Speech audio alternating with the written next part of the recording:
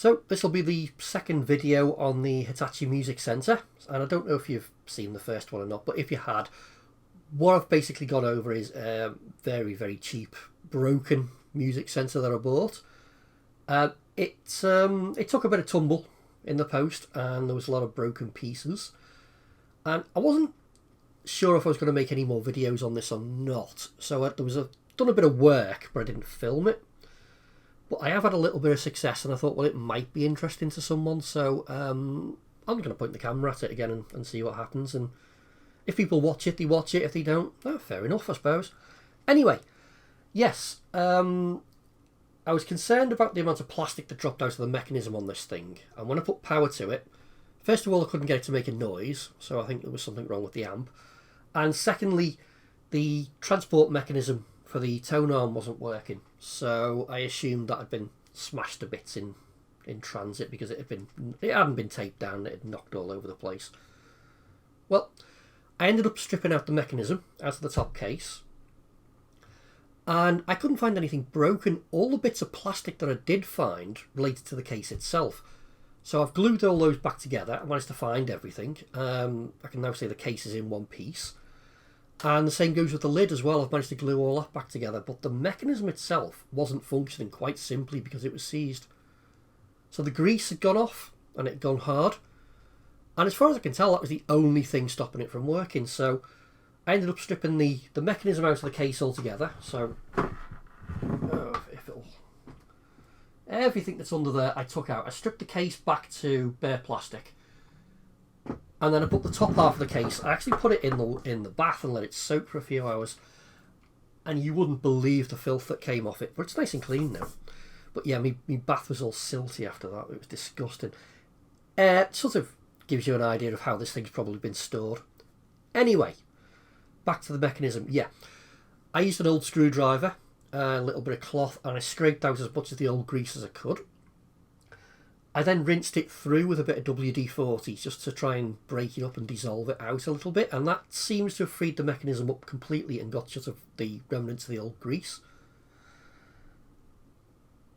Then gone back through and I've used some silicone grease to lubricate it, and I don't know if that's the right sort of grease to use for this or not, but my thinking is, well, first of all, I had some, so that was that. Secondly, silicone grease is usually very kind to plastics, and I don't want to put anything on this that would react with the plastics in the mechanism at all. And it all seems to be working nice and freely now. In fact, I did take a little bit of video on my phone, so what I'll do is I'll just sort of mesh that in now and you can see the mechanism working.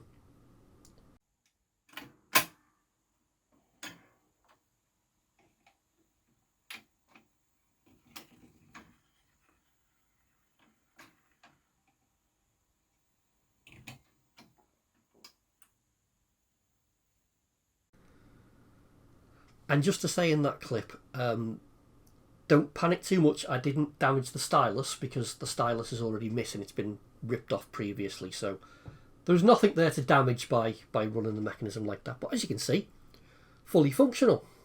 Yeah, I've been really, really busy with the tuner amp last couple of days. So I've taken out the case, which, by the way, if you're going to do that and work on these, just be very, very careful when you remove this, because it's a very thin board and it wouldn't take a lot to crack it. So normally there'd be a big heat sink, big aluminium heat sink bolted to the back of this, and that's a lot of weight. So when you're moving the board up, it wouldn't take a lot to actually crack it. So just be careful with it. What else? Oh yeah. So the radio tuning capacitor is here, and that bolts into a pulley on the case underneath, and there is a screw underneath that you need to take off first, and then it's sort of a press fit in, so you can sort of gently, once you've undone the screws for the circuit board, rock it side to side and it'll pop off. But remember to take that screw out first. If you don't do that, you're going to have a bad day if you try and force something. But other than that, the board came out pretty well, and I took it out because I wanted to have a look at the state of the capacitors. I'm actually in the process of recapping it now, and I've done most of them. I've just got a few of the bigger ones to go. Because these things are like 40 odd years old, and I don't know what condition they're going to be in after that time, especially if it's not been stored in the best way, which this probably hasn't. It was filthy, so it's either been kept in a shed or an attic or something, and it's been subject to a lot of temperature fluctuations. That's not good for electrolytic capacitors, so I thought the best thing to do, as they're not particularly expensive, would be to take them out and replace them. And I've done that with most of them. And I did test a few. I want to say test a few. I've actually got a capacitor tester, which will give me the capacitance rating and the ESR. And my general rule of thumb is, if the capacitance is still within 20% of tolerance and the ESR isn't too high, then the capacitor's probably okay. And I'd say that was the case for about half of them. Although I would say the ESR was quite high on a lot of them. The other half, good grief, yeah. Some of them were 100% out of spec. Some of them weren't even registering as a capacitor. All I was getting off the tester was damaged or unknown part, and that's the best it could make of it. One of them had leaked. The actual bottom of the capacitor had burst open at some point, and it had leaked. So I think the safest thing to do is just to change them all. I don't know if this amp wasn't working because of faulty capacitors, but it's entirely possible. Although it's more likely it was the power amp, which I've also desoldered, so I've pulled that off as well. That's been desoldered. I've got a new one which has arrived now to go on it. So we'll fit that. I'll finish off swapping out the remaining capacitors. And I suppose after that we'll see if it makes a noise. Yeah. Okay. Well, I'll tell you what. I'll zip through. I'll change the remains of these capacitors. There's not many more to go. Get those pulled out. And then we'll put power to it and we'll see if it actually does something. Okay, so it's all back together. The board's in. And my new power amplifier has been installed. I'm going to say new. Okay, right. I'm going to have a rant here. If you're going to sell something as new on eBay, either, one, make sure it is actually new, or two, commit to the scam. Don't send something out that has a load of leftover residual solder on it from the last time it was used, because that's what I found on this. Anyway, yes, my new power amp has been installed, but it does seem to work because I've got it powered up now and it does things. It's actually, yeah, and I've got it on long wave at the moment, and if I twiddle through the bands, I'm picking things up. Now, it's only static and it's only interference from like switch mode power supplies or something, because I don't have an aerial. But it does mean the tuner is doing something. I can't really test it any further without an aerial. I've got an FM aerial on order. Now, for medium and long wave, I wouldn't have thought there'd be a great many stations left, to be honest, so I'd probably have trouble picking one up anyway. But I'd expect there to be all sorts on FM. I just don't have the aerial. That's on order. So when that turns up, I can test the tuner out fully. But yeah, it seems to have come to life just a little bit more. It's definitely crackling and popping and picking up interference. I don't see any reason why it wouldn't pick up a radio station. So, if that's the case, I'm thinking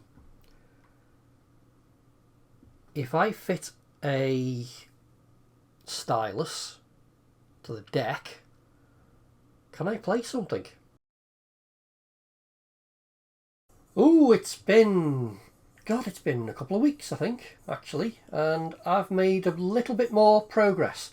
So I think in the last clip I filmed, I said I was going to put a new cartridge and stylus on the deck, and then see if I could get it to make a sound. And where we're up to now is it's playing absolutely beautifully. The new cartridge is in. It sounds fantastic, although admittedly I've only really listened to it through headphones. I haven't hooked up any speakers yet. The radio is working beautifully as well. And yeah, it's performing absolutely admirably. It's taken me a couple of weeks to get to this point, so I tell you what, let me just shut this off. And I'll take the top cover off again, and I'll take you through what I actually had to do to get this to work, because it didn't straight away. Right, so if I can think back to where we were a couple of weeks ago, yeah, I was in the middle of recapping this board, I think, and I know the subject of recapping is a little bit disputed, and it certainly is in the retro computing world. I'm gonna assume the vintage hi-fi world is probably the same. You probably people split down the middle. Some people say do it, some people say don't. And I think the people who say don't have a very strong argument in a lot of respects. So, generally speaking, from what I've read, the capacitors do tend to last. They tend to be okay. So first of all, you might be putting yourself through a job that you don't necessarily need to do. For the case of this board, there were a couple of really rotten ones, and there was a couple when I pulled them off that had visibly leaked as well, and they just weren't working properly at all. So I think it's probably more down to the way this thing's been stored. I don't know, but the capacitors definitely needed to go on this. But I do understand why people say don't recap.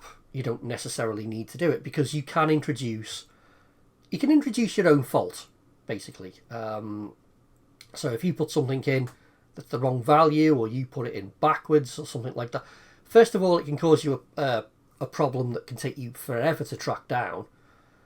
And secondly, you can actually cause more damage. So I kind of get that, but I don't necessarily agree with it in all cases. Personally, all right, yes, I'm a little bit of an amateur. I don't really have any electronics qualifications, but I think I'm fairly competent, and I'm fairly careful as well. And I like to change these things. They're 40 odd years old. They're cheap to buy branded parts, and it sort of eliminates a potential failure point in the future as well. Certainly with the old retro computing, which is usually what I look at, I tend to find you can fix an awful lot of problems simply by changing capacitors. So for me, I think it's worth it, but I do understand the argument of why you wouldn't do that. So there's two sides to the coin, and everyone's entitled to their own opinion, I suppose. The only time I do get a little bit twitchy, and I've had this a couple of times now, is people who will message me. It's not been about this so much, but I've had it with the computers where they've messaged me and saying, this has got to stop, you can't be changing capacitors all the time, this is ridiculous. You know, people getting really, really upset about what I'm doing with my own property. I don't know, some people just need to get a life or get laid or something. I don't know. Anyway, that was a long way of saying, yeah, I've recapped the entire board. I've replaced the amplifier. I think I covered that in the last scene. I don't know, it's been a couple of weeks. And I powered it on, and I was starting to get noises out of it for the first time. It was making crackling and popping sounds on the radio, and I thought, well, it's clearly working, I just don't have an aerial plugged in. Okay, I was wrong. An aerial did finally arrive. I'd ordered one, and I plugged that in, and I still couldn't get any sort of station out of it, which I thought was really unusual, especially for the FM band. Put the new stylus on the deck, tried to listen to a record, and it was playing it, and it was outputting sound through the headphones, but that sound was incredibly distorted. It was making a horrible noise. So I thought, okay, maybe I've made a mistake in the recapping. I don't know, which I thought would be unusual, because I'm really, really careful when I do things like that. In fact, let me take you through my process of recapping. I'll tell you what I actually do. I will make a note of, before I even start, I will make a note of every single capacitor on the board. I will check its polarity in relation to the board. I'll make a note of its value. I'll make a note of the voltage. Order me capacitors, and then I do change them all at once. When I do put them in, I've got some fairly powerful reading glasses that I use when I'm soldering, just to make sure that I've got no solder bridges.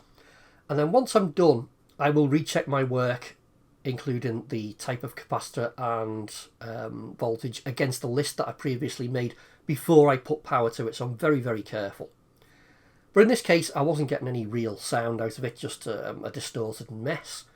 So I thought, oh, well, that's screaming of a capacitor in wrong or something that I've missed. So I did recheck my work. I rechecked a load of photographs that I'd previously taken, and there was no problem there. So clearly I've got a fault somewhere else. I think that was the right approach. I think if it's something's not working, go back and just recheck that everything you've done first is correct. And I should have carried on down that road of fault finding, and I didn't. And this is where I started making a couple of, well, mistakes, I would say. I started throwing parts at it. So I thought, okay, I've got the stereo amplifier, which has been sold to me. It was sold as new, it clearly isn't. Clearly he sold me a duff part. So I thought, what do I do? Do I send it back? I mean, you just know how that conversation's going to go, do you? Oh, it was all right when I sold it to you, mate, and all that. I just ended up buying another one from another supplier. Soldered that in. Exactly the same fault condition. It was just distorted garbage I was getting through the headphones. Okay, well, it's probably not that. It could be the mux or the stereo multiplexer, something like that, maybe. So I ordered those chips, and that's why they're in sockets now, because they're brand new chips. Brand new old stock. Something that probably cost pence back in the day, they'll charge you a £5 a chip for now, but never mind. Put them in, again, no change. This isn't brilliant on my part. I shouldn't be just throwing parts at the system and hoping for the best. And I went back to what I should have done originally and do some proper fault diagnosis. So I got the pin out for the multiplexer chip and the data sheet, and it was telling me it works at quite a wide voltage range. It's like 3.3 to 16 volts or something like that is the operating range for this chip. When I put a multimeter on it, I was getting less than 2 volts. So clearly there's a fault there. So I ended up tracing, I took the board up again and I started following the traces back. And I traced it back to this resistor here. Let me see if I can zoom in.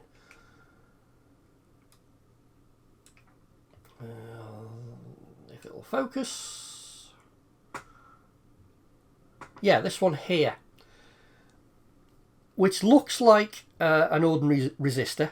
And it's an 100 ohm resistor, but it's actually a fuse resistor. So the idea is it will operate as an ordinary resistor up to a point, and if too much current is being pulled, then it will effectively melt internally and it'll become a open circuit. And it stops any future damage to the board if there's a fault condition arise, which clearly it did. In fact, there was 2 of them, and I had to change both because they both failed. Have I got them? Yeah, let me see if I can. Yeah, they're the ones I pulled out. And they're both open circuits, and they were the fault. What caused that fault, I don't know. All I know is when I put those new resistors in, I suddenly had the correct voltage at the chips, and everything sprung to life. The radio started working perfectly, the deck was playing beautifully, fault gone. So I don't know what's caused them to blow, where it's a fault that doesn't seem to be there anymore. It could be when the original amplifier blew. That could have taken those resistors with it. I don't know. It could even be the chips that are replaced. But who knows? I don't know the history of this machine, so I'm only guessing as to what that fault could have been. But I've had it on, I don't know if you call it a soak test, but I've had it running for many, many hours, just sort of playing to itself, just to make sure that nothing was going to fail again, and so far it seems absolutely fine. So I'm going to call that a win. The amplifier's working, the radio's coming through nice and crisp and clear. It could probably do with an alignment, but I don't have a tone generator, so I'm not going to worry too much about that. And as it's working so well anyway, what's the point? If I come across one in the future cheap, then I might do it, because I did find it wasn't a service manual for this model, but it was a service manual for a slightly lower model. And the only difference I can find between them is it doesn't have the autoplay function on the deck. But everything else seems identical. So that's been of a great use, actually. But yeah, it all seems to work quite well now. I'm quite pleased with the way it came together. The amp's working beautifully. I've gone through all the controls with some contact cleaner, so all the static's gone off all the controls. They're coming through nice and crisp. The deck is playing a little fast. Only slightly, and it's barely noticeable. But I've ordered, it's a calibration disc and a strobe light, and there are little trim pots underneath to adjust the speed of the deck. So I'll be able to dial that in exactly, so I'm not overly worried about that. I'll do that when it turns up. So that's all working, and that only leaves, I'll take it out the stand. Yeah, that just leaves the tape deck, which I've not even looked at yet. So that is gummed up with bits of old belt. I know part of it is seized up as well, so that's fine. So I'll be stripping that out, cleaning it up and lubricating it, and hopefully with new belts that'll come back to life. And I'm just going to have a look at the control board for the tape deck as well. I'm going to recap it. Again, if that triggers you, very sorry, but that's what I'm going to be doing. And then we should be done. It should be a fully functioning system after that. So it's coming together. It's coming together quite nicely. I did promise in the last video, my next video would be something Spectrum related. I want to try and get this out the way first, and then I'll get back to the computery stuff. But I do have